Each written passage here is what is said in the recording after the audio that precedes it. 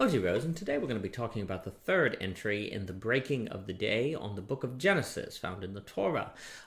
There's a wonderful book by Martha Nussbaum called The Fragility of Goodness, and in it she talks about the Greek genre of tragedy, which is a situation where characters have to choose between competing goods, and if they, say, maintain their devotion to the gods, they have to abandon their devotion to the family, or vice versa, and they're caught between these conflicting goods, and they have to choose one, and neither choice is really better than the other because they have an equal claim on the protagonist. Some of the works of Sophocles comes to mind, Homer, and some of the plays.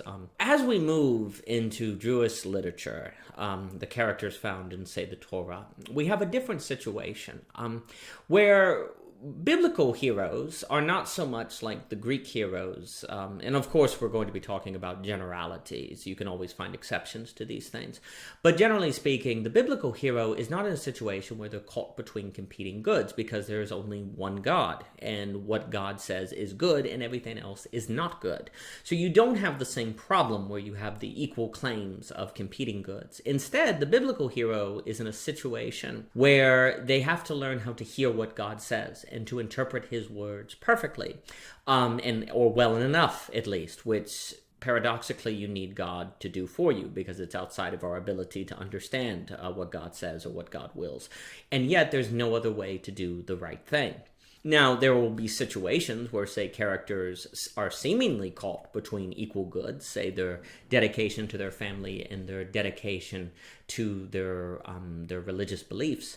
But once God speaks, say, in favor of Abraham sacrificing his son, as we'll get to, once God commands Abraham to do that, well, then the commitment that Abraham has to his family is no longer good. It's not actually an equal claim of competing goods. It's as if it's not good at all.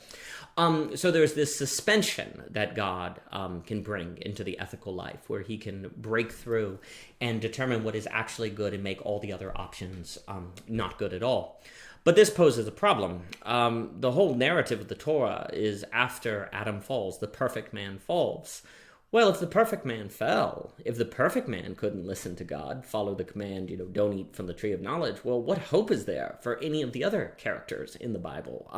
If the perfect man couldn't do it, why would anyone else be capable of doing it? So from the very start, we expect the characters and heroes of the Bible to be imperfect.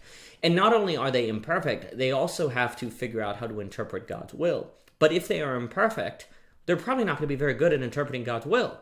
But there's no other way to determine what the right thing to do is.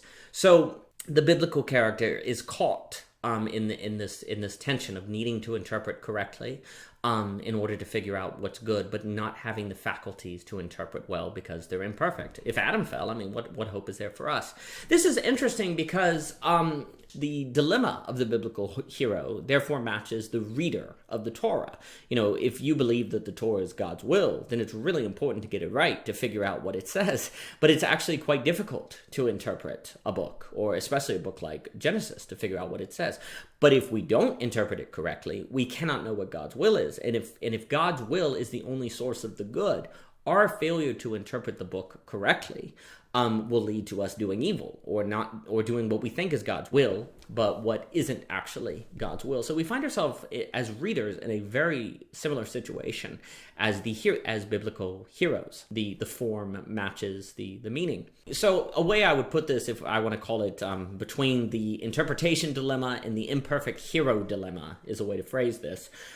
This leads to this kind of biblical hero dilemma, as I want to call it, which is this idea that with Eden gone, which there's also this tradition and Kevin Hart talks about this, where in Eden, Adam did not have to worry about interpretation. He could just simply read. There was no separation between signifiers and signified. There was no problem of interpretation.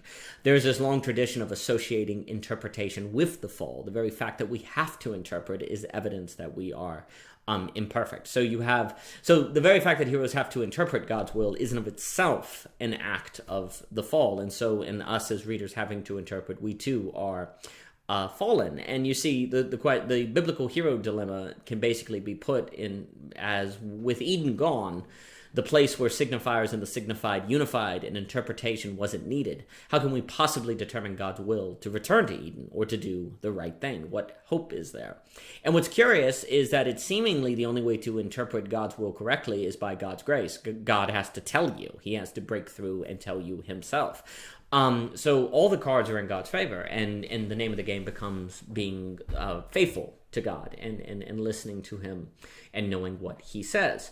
I would also argue that there's a formal structure in the book of Genesis that actually replicates this all the way up to the famous story of Abraham when Abraham is tested to sacrifice his son.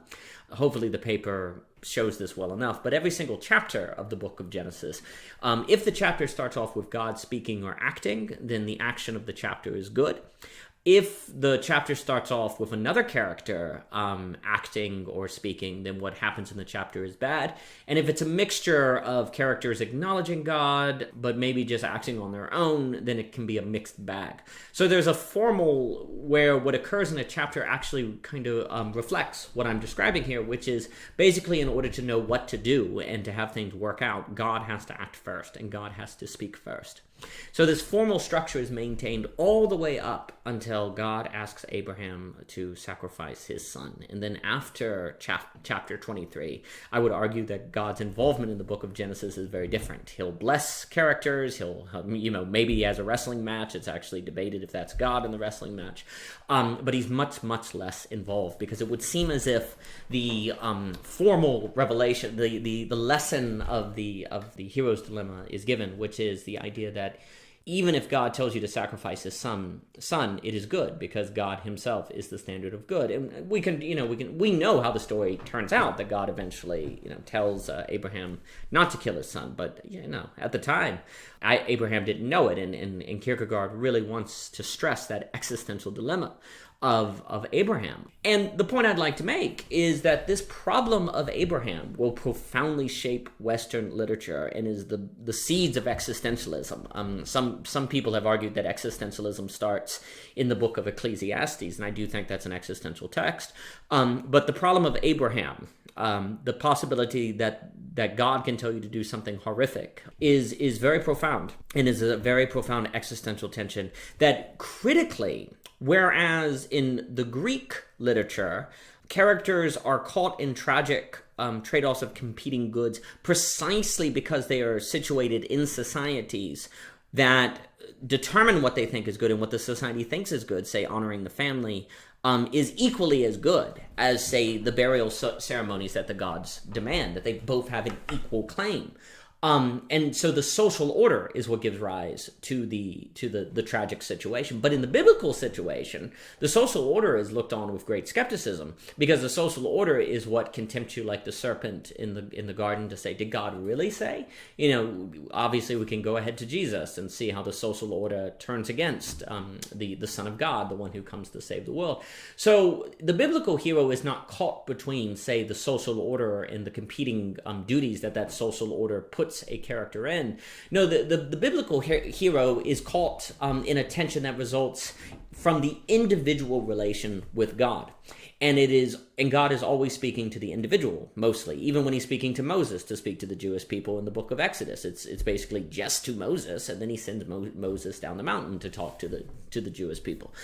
So there's a radical individualism that is found to the biblical hero, which also means that the biblical hero is always possibly crazy, from the perspective of the social order, that the biblical hero is just mad. He thinks that God wants him to do X, but really he's just a voice in his head.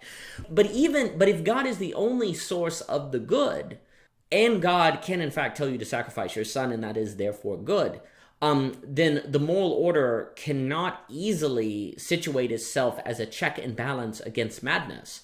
In fact, what constitutes the moral can be the mad at any moment.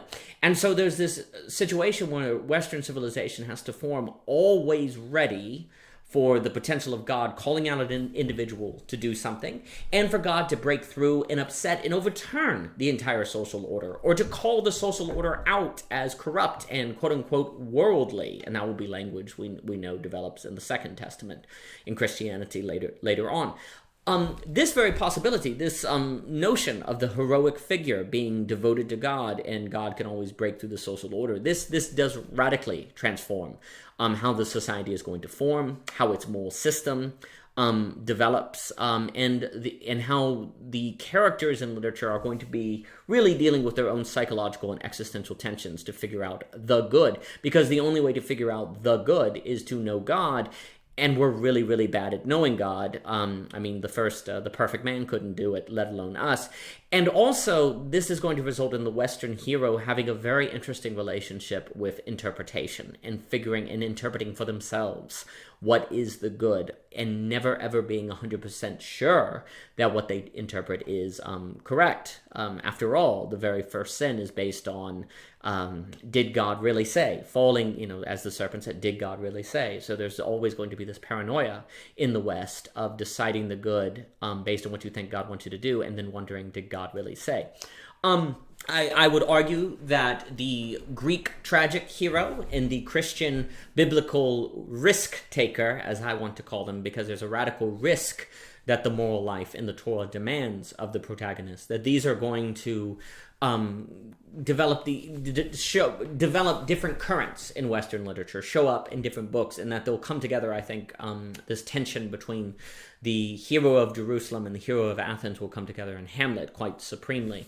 But the difference between the Greek tragic character and the biblical risk taker is incredibly important to note, to start seeing the trajectory of the literature that will develop out of this tradition that creates characters shaped between these two movements, between the character who has an individual relationship with God that correctly interpreting is the sole source of the moral life, and characters that are caught between competing duties that are a result of the social order and trying to figure out what is the right thing to do.